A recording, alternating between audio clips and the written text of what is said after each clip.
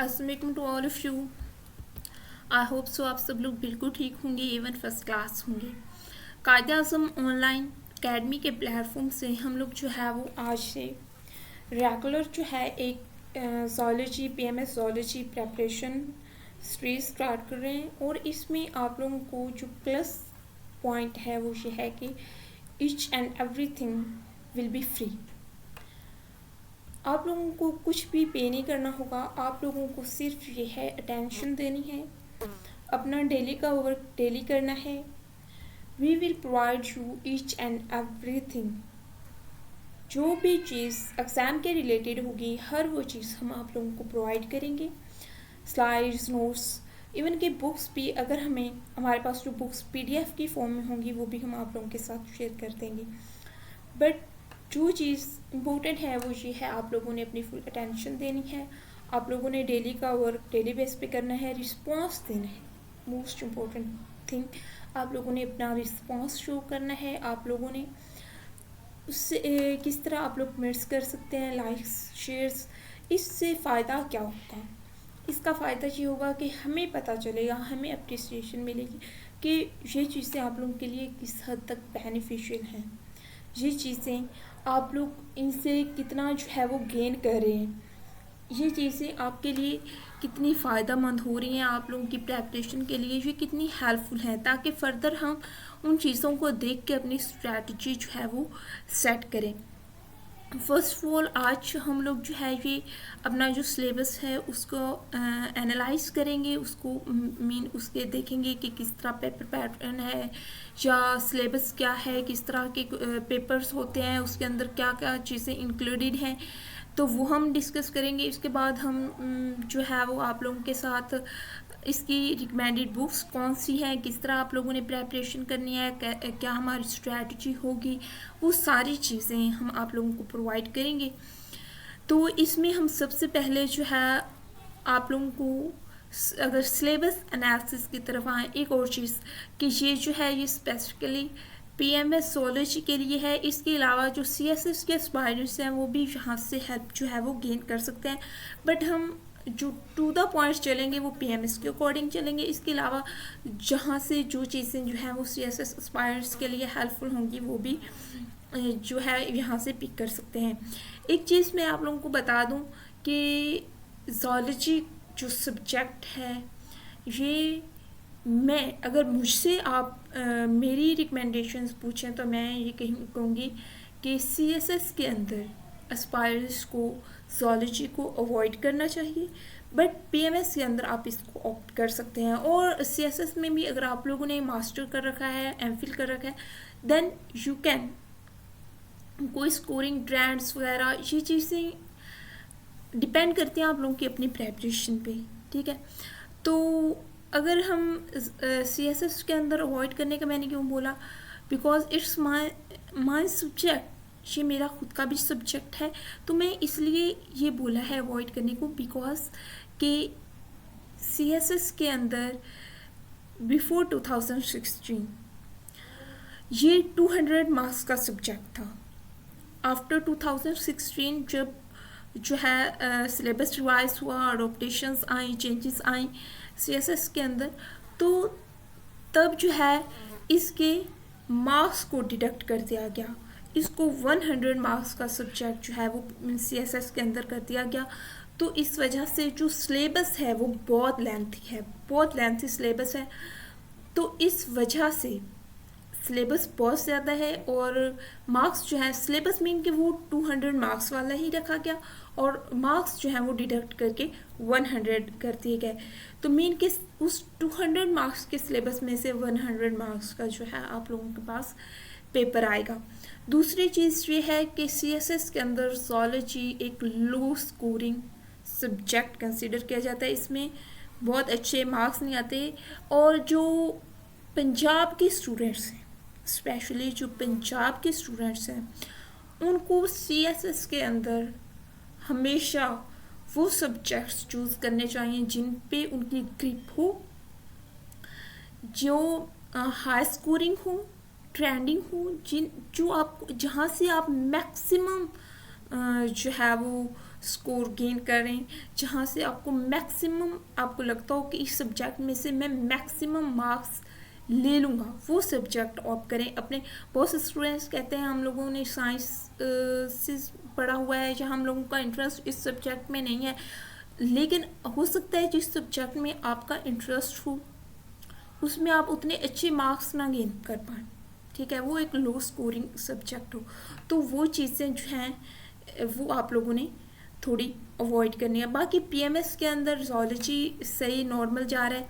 एक चीज़ आप लोगों ने करनी है कि आप लोगों ने अपना बेस्ट देना है, कोई भी सब्जेक्ट है, इवन पंजाबी है, उर्दू है, इस्लामिक स्टडीज़ है, साइंसेस है, पॉलिटिकल साइंस है, हर इवन केमिस्ट्री है, हर सब्जेक्ट को आप जितनी ज़्यादा अटेंशन देंगे आप उतने उसमें से गेन कर लेंगे।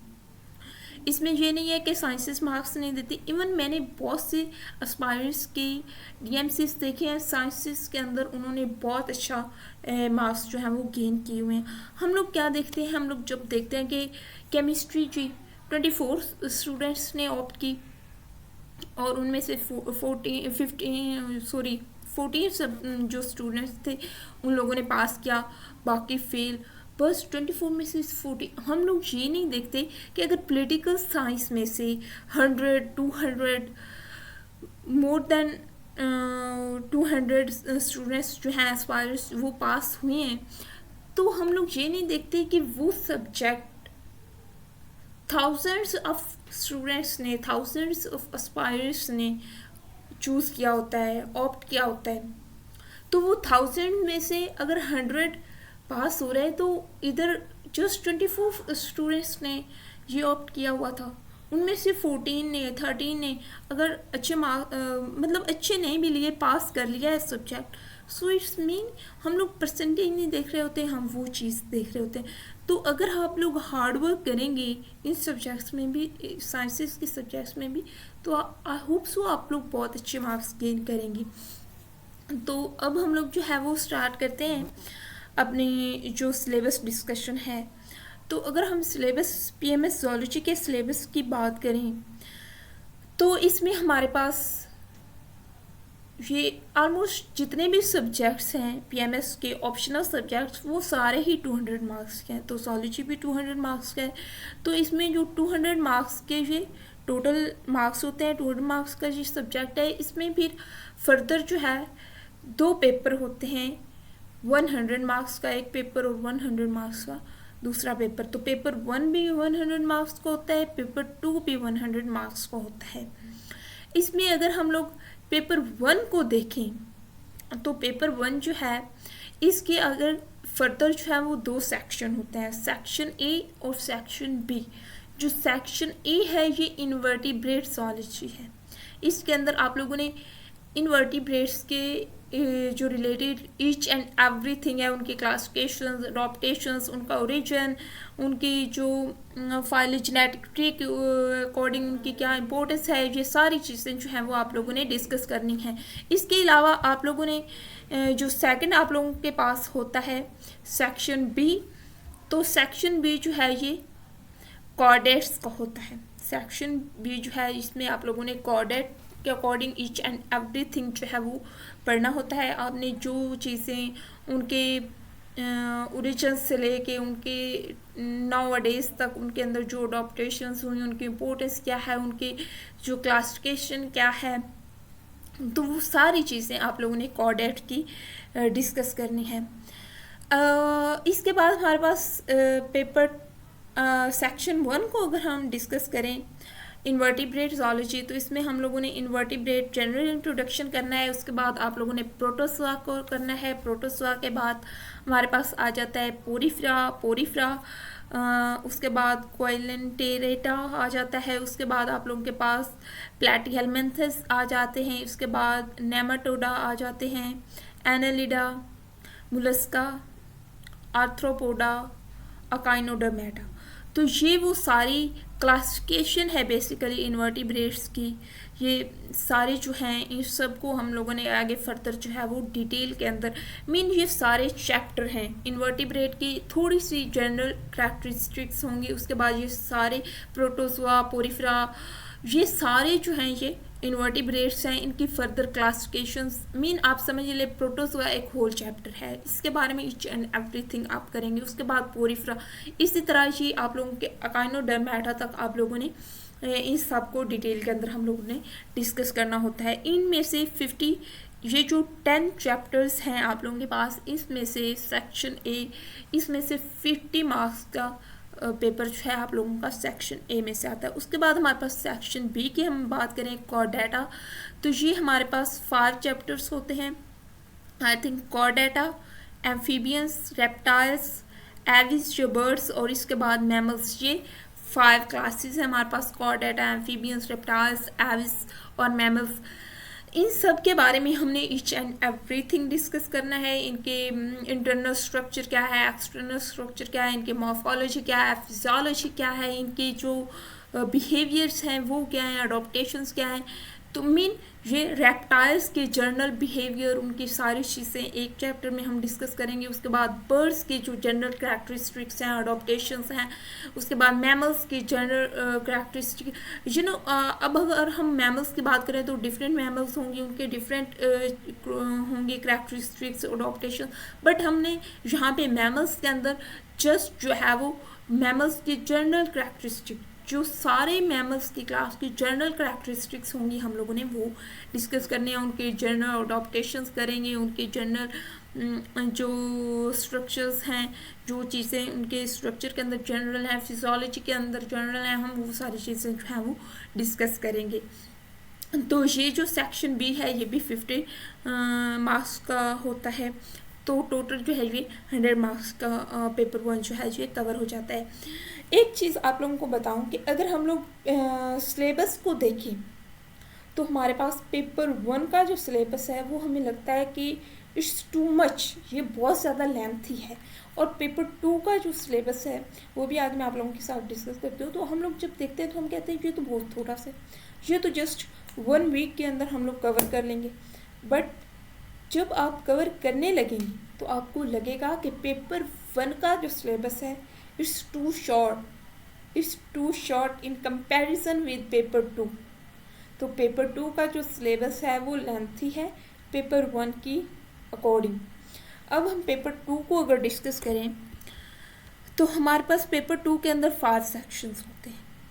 हमारे पास जितनी भी जनरल ज़ूलॉजी है, paper 2 is the general zoology, each and everything which is related to general zoology हम वो सब कुछ करेंगे जनरल ज़ूलॉजी के अंदर जो कुछ आता है।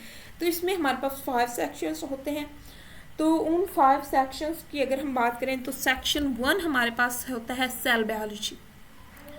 आप जिन लोगों ने मास्टर्स या एमफिल कर रखा है आप लोगों को पता होगा कि सेल बायोलॉजी एक होल ब्रांच है ज़ूलॉजी की या बायोलॉजी की। इसके अंदर आप लोगों ने अगर आप कवर करने बैठ जाएं तो एक पूरा सब्जेक्ट है सेल बायोलॉजी।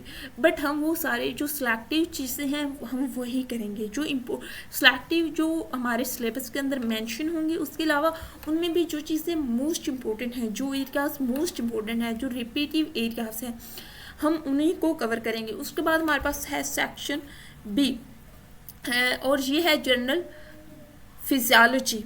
सेक्शन बी जो है इसमें जनरल फिजियोलॉजी होगा। सेक्शन सी जो है इसमें जेनेटिक्स होगा। सेक्शन डी इवोल्यूशन और सेक्शन ई इकोलॉजी। और हर सेक्शन में से इक्वली मार्क्स का पेपर जो है वो आता है। अब आप लोगों ने मतलब जब देखते हैं कि सेल बायोलॉजी अगर आप होल सब्जेक्ट को करने बैठ जाएं और या जनरल फिजियोलॉजी जेनेटिक्स की आप बात करें तो ये बहुत डिफ़िकल्ट होगा एक शॉर्ट टाइम के अंदर। बट हम लोगों ने एक तो ये है जो हमारे सिलेबस के अंदर मेंशन चीज़ें हमने जस्ट वो करना है। सिलेक्टिव स्टडी करें, शॉर्ट स्टडी करें, मीनिंगफुल स्टडी करें, ठीक है। जो चीज़ें आपके पेपर के अकॉर्डिंग इम्पोर्टेंट है जस्ट वो करें, बाकी सब कुछ एक दफ़ा स्किप करते हैं, ठीक है। नॉलेज के लिए अगर आप चीज़ें करें तो वो आप लोगों ने पहले की हैं या फर्दर आप लोग जब एग्जाम से फ्री होंगे आप करेंगे। बट आप लोगों ने स्टिल जो चीज़ें करनी है वो आप लोगों ने ये करनी है जो आपको जो आपके लिए पेपर के अकॉर्डिंग इम्पोर्टेंट है, ठीक है। लाइक आप लोगों ने देखा होगा कि पाक स्टडी हम लोग की स्टार्ट होती है, आप लोग PMS के अगर देखें तो वो जो है मोहम्मद बिन कासिम के अराइवल से, जब वो इंडिया के अंदर आया, सिंध के अंदर सिंध के अंदर ही आया, इंडिया के अंदर जब इस्लाम होल इंडिया के अंदर आया, तो सब कॉन्टिनेंट के अंदर मीन 712 से 712 से वो स्टार्ट होती है और टिल नाउ डेज तक आप लोगों ने करनी है। लेकिन आप अगर देखें तो 712 से लेके, ठीक है, 1857 तक, 1857 तक, 712 से लेकर 1857 तक मोस्टली एक या दो क्वेश्चन जो बार बार रिपीट हुए हैं, मोस्टली वो पूछे जाते हैं। बाकी हिस्ट्री की इतनी इम्पोर्टेंस नहीं है, लेकिन 1857 से लेकर 1973 तक, पाक स्टडी के अंदर 1973 तक, वो ये जो ईरा है ना 1857 से 1973 तक, ये बहुत इम्पोर्टेंट होता है। तो mostly mentors, mostly students, aspirants focus कौन से ईरा पे करते हैं? 1857 से 1973। सेम लाइक हम साइंसेस सब्जेक्ट्स के अंदर भी वही चीज़ अप्लाई करेंगे कि हम लोगों ने सेल बायोलॉजी करना है, ठीक है, लेकिन हम होल सब्जेक्ट नहीं करेंगे। जनरल फिजियोलॉजी करेंगे, होल सब्जेक्ट नहीं करेंगे। हम वो मेन पॉइंट्स करेंगे जो हमारे सिलेबस के अंदर मेंशन है, और फिर उनमें से भी हम वो चीज़ें करेंगे जो कि मोस्ट इम्पोर्टेंट है, जो हमारे पेपर के अकॉर्डिंग मोस्ट इम्पोर्टेंट चीज़ है। हाँ, हम जो पीएमएस का सिलेबस है पंजाब का, वो होल कवर करेंगे, बट हम फोकस उन चीज़ों पे करेंगे, डिटेल में हम उन चीज़ों के जाएंगे जो कि हमारे लिए पेपर ही अकॉर्डिंग इम्पोर्टेंट होंगे, because we have very short time. हमारे पास टाइम पीरियड जो है वो PMS 2022 की अगर बात करें तो वेरी शॉर्ट टाइम पीरियड है।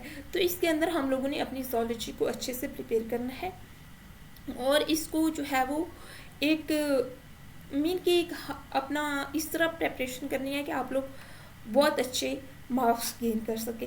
बिकॉज चाहे आप पास भी कर जाएं, आप लोग को पता है 25,000, 30,000, 31,000 आप लोगों के पास एप्लीकेंट्स होते हैं, ठीक है, उनमें से 500, 600 लोग पास करते हैं। एलोकेट कितने होते हैं? 50 या 60। वो जो 600 पीपल्स हैं जिन लोगों ने PMS को पास कर लिया, ठीक है, उसमें उसके बावजूद, क्वालिफाई करने के बावजूद वो एलोकेट नहीं होते।